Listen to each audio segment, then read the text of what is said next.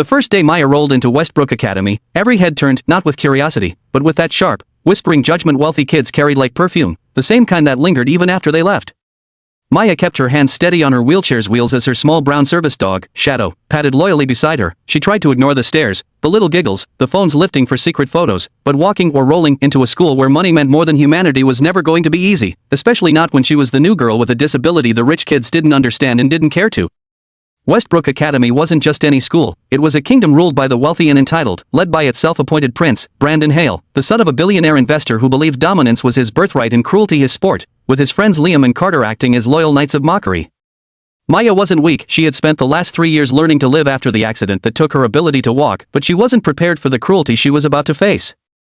It started small, a backpack accidentally kicked out of her reach, a cafeteria table mysteriously wiped clean whenever she arrived, classmates pretending not to hear when she asked something. But nothing compared to the moment Brandon and his gang cornered her near the courtyard fountain, throwing snide comments about her chair, asking whether her parents ran out of money to fix her, and calling her dog a useless mutt dragging a liability. Maya tried to roll away, but Carter blocked her wheels while Liam whistled obnoxiously in Shadow's face, making the dog whimper. Brandon leaned down with the arrogant smirk of someone who had never been told no in his life and pushed her wheelchair backward just enough to make her gasp and clutch the armrests. The courtyard echoed with laughter forced by fear, carried by privilege, and Maya felt something inside her crack. Shadow barked in defense, a single brave protest, and that was when Brandon snapped, kicking the small dog hard enough to send him yelping and tumbling on the concrete. Maya screamed and tried to reach him, but her wheels were held, students froze, some shocked, some amused, none brave enough to intervene. And then, just when Brandon lifted his foot again, a heavy, commanding voice tore across the courtyard like thunder breaking a storm. "Take one more step, kid. I dare you." Every student fell silent. Brandon turned, annoyed and ready to snarl, until he saw the man approaching, broad-shouldered, sun-worn skin, sharp eyes that had seen war zones, not schoolyards. The man was Jack Turner, the school's new security officer, though no one knew he was a retired Navy SEAL, a man who had pulled wounded soldiers out of live fire and carried them miles to safety. He walked with the controlled, lethal calm of someone who could end a fight before it began. The rich kid stumbled backward as Jack knelt beside Shadow, checking the trembling dog gently, then turned his eyes, cold, unblinking, toward Brandon. "You boys think you're tough kicking around girls and animals?" he asked, voice low but deadly. Brandon stuttered, trying to assemble arrogance over fear, but Jack stepped closer. "I've met tough," Jack continued. "You're not even close." The courtyard was silent as he looked at Maya with a soft, reassuring nod. "You're safe now. I got you." And for the first time that day, Maya believed things might change.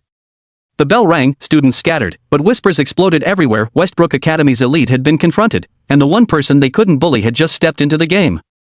Before Maya rolled away, Jack leaned down and said quietly, "If anyone messes with you again, you come straight to me. You're not alone anymore." And as she reached down to pet Shadow, tears burning behind her eyes, she realized this wasn't just a bad day, it was the beginning of a battle, one she never thought she'd have the strength to fight. Until now, the next week at Westbrook Academy didn't unfold quietly. The incident spread like wildfire. Every hallway corner hummed with rumors about the new girl in the wheelchair, the dog that wouldn't leave her side, and the ex-military security officer who shut down 3 of the richest boys in the school with a single sentence. Brandon's father, furious that his son had been embarrassed by a security guard, marched into the school threatening to fire the entire administration. But what he didn't know was that Jack Turner wasn't just any employee, he had been hired specifically because the school board was tired of wealthy students abusing their influence. Jack watched Brandon and his gang closely, quietly gathering evidence, noting every shove in the hallway, every whisper that followed Maya, every time Shadow growled because he sensed danger long before humans did. But Maya, despite the growing fear inside her, refused to shrink. She attended classes, answered questions, even smiled sometimes, and each time Jack saw her resilience, he became more determined to protect her.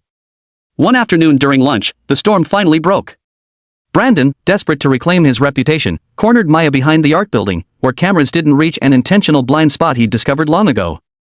Carter held Maya's wheel, Liam grabbed her backpack, and Brandon leaned close, venom dripping from every word as he told her she didn't belong, that people like her were burdens, that her dog deserved to be put down, that Jack wouldn't always be there. Maya trembled but didn't cry. Instead, she said the words that shattered their illusion of power. "He doesn't need to be here. I'm not afraid of you anymore." And just as Brandon raised his hand to push her chair over, a shadow moved behind him, silent, precise, deadly calm. Jack grabbed Brandon's wrist mid-motion, his grip like iron, his voice cold enough to freeze fire. "You want to hit someone," he said. "Try me." Everything happened fast after that. Carter tried to run, but Jack stepped in front of him. Liam dropped Maya's backpack, stuttering excuses. Jack ordered them to sit, and they obeyed instantly, like soldiers under command. Then Jack revealed why he had been silent for a week. He had recorded everything.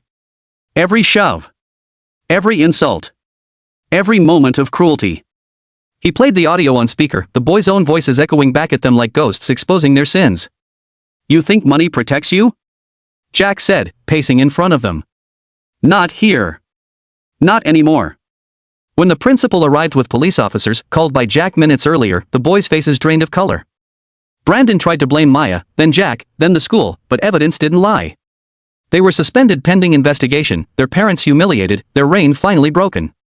As officers escorted them away, Brandon spat out one last threat, but Jack stepped forward, towering over him. You'll grow up one day, he said. And when you do, you'll wish you treated people better.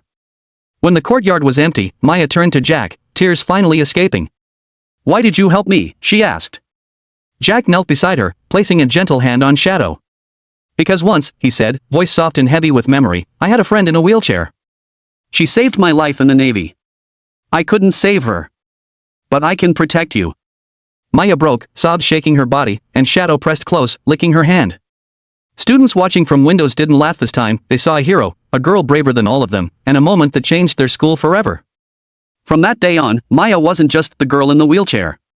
She became a symbol of strength, of courage, of what happens when the powerless find someone who believes in them. And Jack? He became the quiet guardian of Westbrook Academy, the man who reminded everyone, rich or not, that kindness is the greatest measure of strength.